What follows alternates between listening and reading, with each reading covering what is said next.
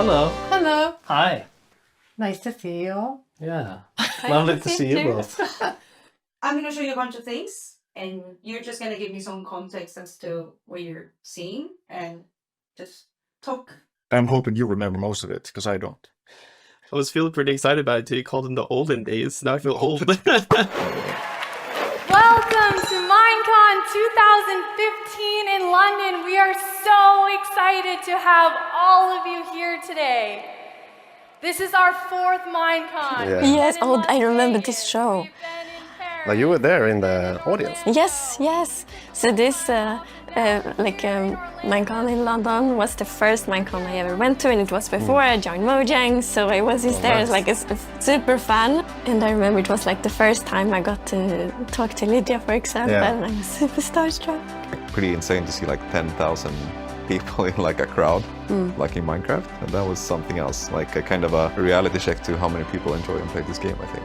Yeah, I remember Minecons were always like the biggest surprise, I think, for me. You could absolutely see how the community had really taken off. So I was at 2 Minecons before this in Paris and in Orlando, and quite strange because people would come up to me and like ask for autographs and things, even though I didn't work on Minecraft at the time.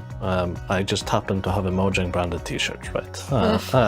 So it was a bit of a strange experience for me. And then in London, at this Minecon, things had started to settle and kind of normalize. And instead of caring so much about us and the people of Mojang, it was really the community coming together and kind of celebrating itself. Things also started settling for us after the acquisition. Kind of a time of uncertainty and a lot of wondering and being a little bit afraid. But I think that all became better as soon as we could start to meet up with our new US colleagues and, learn that they are people and they are actually super interested in what we are doing here. And we really started doing a lot of things outside of just Minecraft. We focused on Minecraft Education Edition, the Block by Block Foundation. We started working on new games like Minecraft Dungeons. Yeah. We had a lot of new people joining the team. That's how I remember it, at least. Måns, what was your feelings? No, I think that's a pretty good summary.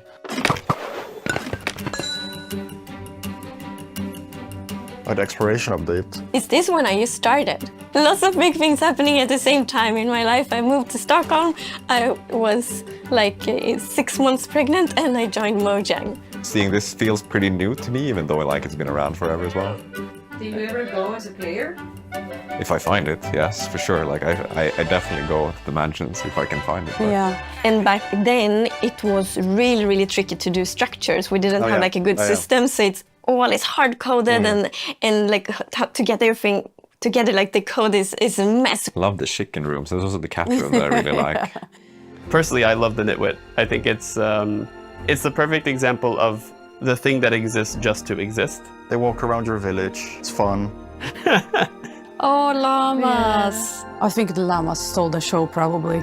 That's the first mob Agnes worked on when she joined our team. I remember that. And I remember she did so much research. Yeah, she did so much research. Agnes! Twitter has decided llamas it is. You know what to do.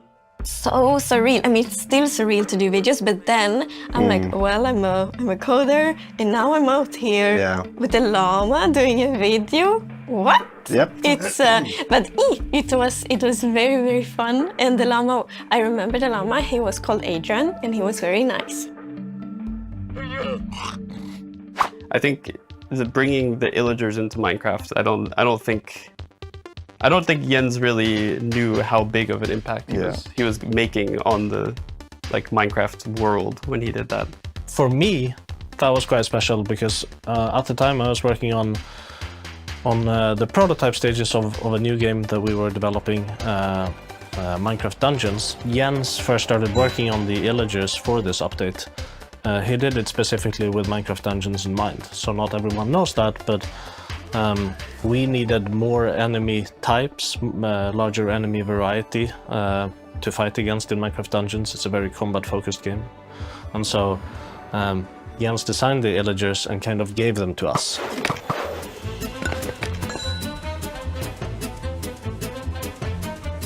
Oh yes, World of Color. I think this is a super nice update. I think it goes so well together with the update that came before. That was more about combat and challenging the players who loved that type of gameplay in Minecraft. But this update's focus so much on more like the creative and expressive side. I really love showcasing the community creations as well, because they're so creative. We can't possibly imagine building, cathedrals or giant flying parrots in the sky like that. I remember long discussions in the office on whether it was ethical to feed parrots crackers or not, and how we should represent that in the game. Yeah. That's kind of special in Minecraft to have a mob that sticks by you. Yeah, that's like an Easter egg information, but one of the ambient sounds for the parrot is actually like hello. If you think about it, if you know it, then you can hear it like hello. Hello.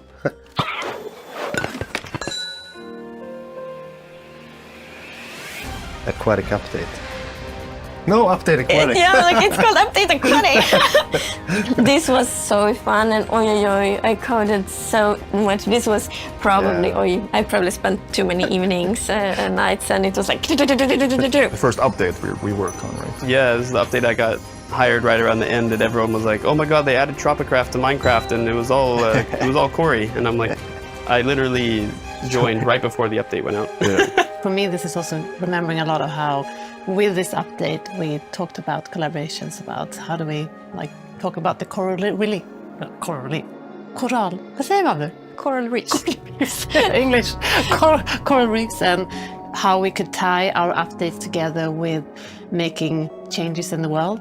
So that was a big point for me remembering this update. A perfect example of how Minecraft affects the world. The turtles was super fun to work on.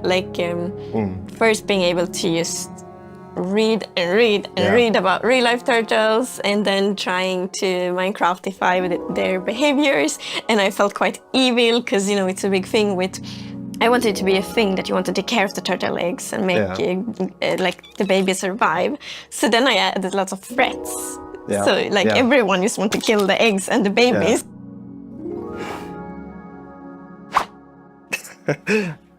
Oh, quite a lot of stuff here. Well, dolphins obviously were in the game, so I went to Kolmården to record some dolphins. Yeah, and the metallic ruler there is, I used that for the trident. Do you remember those twangs when you throw them and it is like... Yeah. And the milk is obviously for all the drowned, because we gurgle lots of milk back then. There's a lot of gurgling. Yeah, and the baby down there is my son, and which I used the recordings for the phantoms.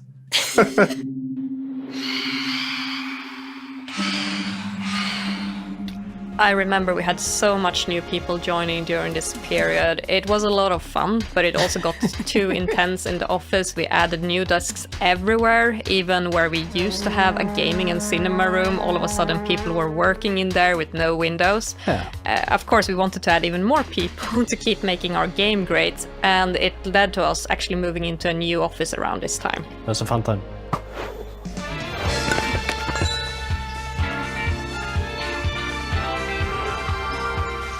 I love the village and pillage update. Also, so fun to work on because I love villagers. Yeah. After that update, I think this is my favorite update. I think this added every single block in existence. It was a lot. Feels because they added the stairs and fences for a lot of blocks. Also the trapdoors, I think, even, and the doors even. It added so much. All the workstations. One of my favorite memories from Village and Pillage was, I remember this one day at the office, we were like, oh my gosh, how do we solve all these villager professions? I remember that meeting. Jens was there as well, and we were like, what about some flags? Everyone was like, nah, doesn't feel right because it has no use, And then that idea came up. Yeah, well, let's have workstations for every profession. That's 12. How many? I don't know. Yeah, how hard could it be?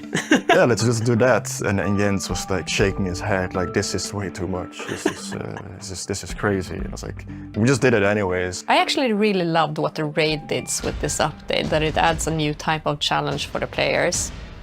Fresh memory I have about the raid is a bit unexpected because I was playing with my daughter and we played in creative, and then she accidentally triggered a raid. And for me, first I thought in creative mode maybe it isn't as exciting because we will not get hurt. Yeah. But seeing the excitement for her, Oh yeah. it didn't matter that it was creative. She's like, oh! I think the Ravager basically came out of like a coffee machine conversation.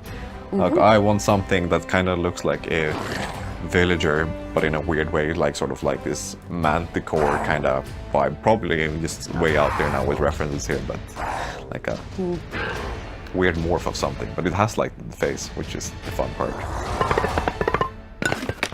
You get to vote on Mob A, the monster of the ocean depths.